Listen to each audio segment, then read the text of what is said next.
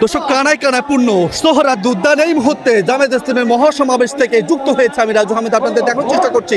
দেখছেন যে এখনো কিন্তু এই মহাসমাবেশের শুরুর কয়েক ঘন্টা বাকি, তবে তার আগে থেকে কিন্তু কানায় কানায় পূর্ণ হয়েছে এই সোহরাওয়ার্দী উদ্যান।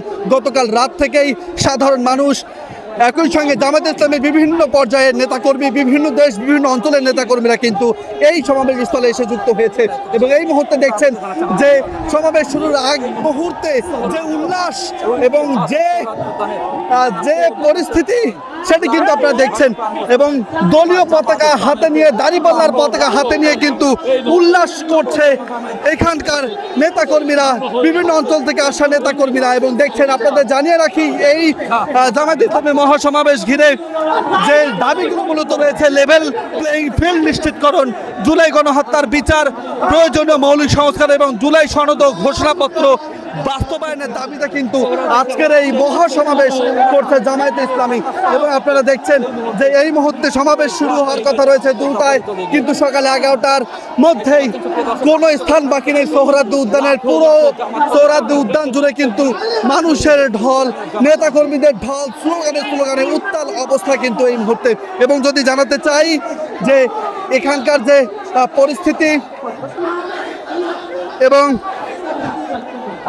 চারিদিকের যে ধ্বনি, সেই ধ্বনি কিন্তু জামায়াত ইসলামের আগামী নির্বাচনের যে প্রস্তুতি, সেই প্রস্তুতির আভাস দিচ্ছে।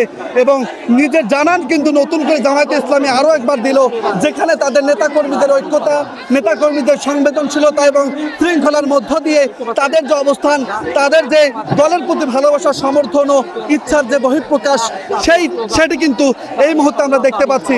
আপনারা দেখছেন যে স্লোগানে কিন্তু এই মুহূর্তে স্লোগানে কিন্তু পুরো সোহরাওয়ার্দী উদ্যান জুড়ে একটি, যদি বলতে যে উৎসব মুখের পরিবেশ চলছে।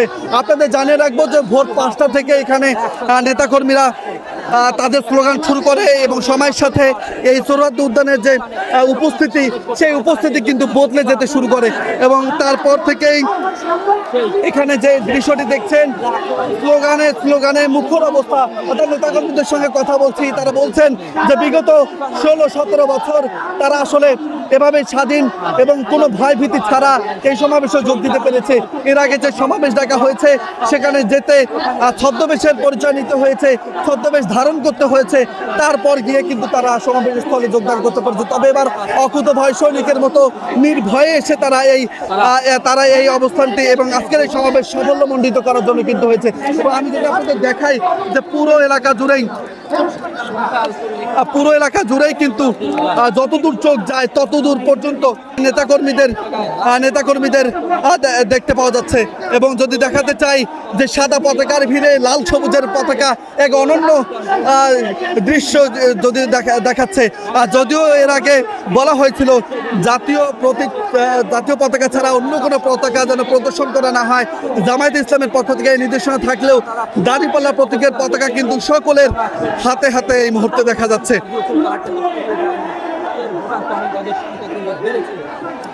আমি যদি এই মুহূর্তে আপনাদের জামায়াত ইসলামী স্টেজ দেখাই, স্টেজেও কিন্তু কানায় কানায় পুনে এই মুহূর্তে সাংস্কৃতিক অনুষ্ঠান চলছে।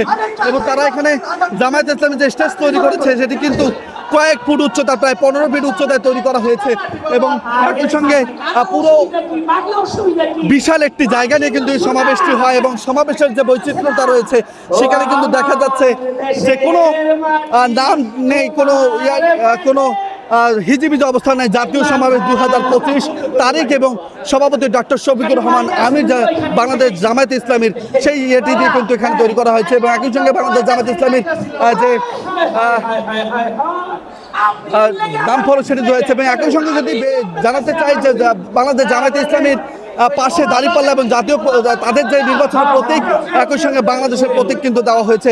আর তার চারিদিকে কিন্তু জুলাই অভ্যুত্থানের শহীদ আহতদের পরিবারের পুনর্বাসন, পিআর পদ্ধতিতে জাতীয় নির্বাচন, প্রবাসী ভোট প্রদানের ব্যবস্থা, দুর্নীতিমুক্ত বাংলাদেশ গড়া এবং লেভেল প্লেইং ফিল্ড নিশ্চিতকরণ, জুলাই গণহত্যার বিচার, প্রয়োজনীয় মৌলিক সংস্কার, জুলাই সনদ ঘোষণাপত্র বাস্তবায়ন সহ বেশ কয়েকটি দাবি নিয়ে কিন্তু আজকের এই মহাসমাবেশ করছেন।